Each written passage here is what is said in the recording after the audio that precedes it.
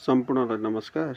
यो चाहिँ इङ्ग्लिसमा स्नेक प्लान्ट भन्छ र नेपालीमा चाहिँ नागेश्वरी भन्छ। हजुरहरूले यो चाहिँ एकदम अब यसको गुण विशेषता भनेको चाहिँ के छ त भन्दा हजुरहरूलाई कहीँ जाँदाखेरि अब गेटको छेउमा चाहिँ हजुरहरूले एकदम यो लगाउनु भएको छ भने यसको दर्शन गरेर अथवा यसलाई छोएर हिँड्दाखेरि एकदम यसले चाहिँ अब आफूले ताकेको काम र सोचेको काम पुरा हुने हुँदा हजुरहरूले यो स्नेक प्लान्ट अथवा नागेश्वरी लगाएर आफ्नो चाहिँ यो आस्था अथवा आफ्नो दिनलाई आफ्नो कहीँ हिँड्दाखेरि आफ्नो कर्मलाई चाहिँ सफल बनाउनको लागि यो प्लान्ट सबैले लगाउनु होला र जानकारीको लागि सबैले एकपल्ट सेयर गर्नु होला। हस्त नमस्कार, धन्यवाद।